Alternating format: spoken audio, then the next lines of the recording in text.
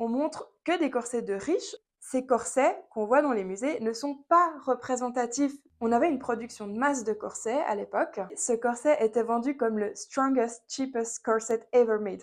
J'étais vraiment très curieuse de tester le confort que ça donne. Dans cet épisode de La mode en dessous, je vous présente un corset des années 1890. Très souvent, les gens me disent Non, mais de toute façon, à l'époque, les corsets, c'était que les riches qui les portaient, que les femmes qui travaillaient pas. c'est faux. Les femmes de toutes les classes sociales portaient un corset. Ce qui est juste, en revanche, c'est que les corsets n'étaient pas fabriqués à partir des mêmes matériaux. Évidemment qu'une femme de classe sociale populaire ne portait pas un corset en soie avec plein de dentelles et de broderies. Ce qui est juste aussi, c'est que les corsets des paysannes, les corsets des ouvrières, les corsets des pauvres, eh bien, ils étaient portés jusqu'à ce qu'ils soient complètement usés. Les femmes qui avaient peu de moyens financiers ne pouvaient pas s'acheter 12 000 corsets durant leur vie. Donc ces corsets-là, ils ont été usés jusqu'à ce qu'on puisse plus les porter. Les corsets des pauvres, on ne les expose pas dans les musées aujourd'hui, on ne les montre pas. La plupart n'ont même pas été conservés, la plupart sont beaucoup trop usés. On montre d'ailleurs aussi majoritairement des corsets très très fins, très très petits, parce que c'est ceux qui ont été aussi le moins portés. Vous savez, c'est comme au solde, il reste que les tailles XXS dans lesquelles personne ne rentre. Ces corsets qu'on voit dans les musées ne sont pas représentatifs de ce qui était porté au quotidien.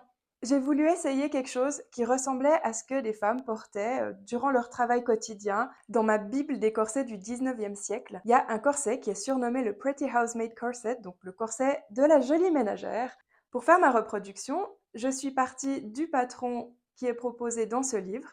J'ai dû faire un peu des prototypes, l'adapter à mes mesures. Et ce qui m'intéressait aussi de tester dans ce modèle-là, c'est la technique du cordé. C'est quelque chose qu'on retrouve tout au long du 19e siècle dans beaucoup de corsets. Le cordé, ça consiste à avoir des morceaux de corde, de ficelle, qui sont sandwichés entre les couches du tissu. Ça permet de maintenir la structure du corset. Ça joue en fait le même rôle que des baleines.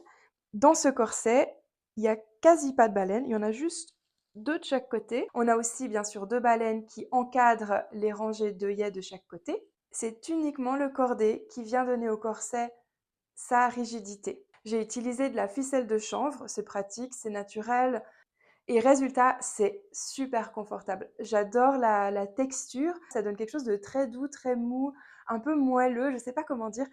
Ça apporte une sorte de maintien. Au niveau de la coupe, ce corset est typique des corsets victoriens, c'est-à-dire que il a le ventre rebondi, donc on a de la place pour le ventre. On suit en fait les courbes naturelles d'un ventre qui en général ressort à du volume et c'est super agréable à porter.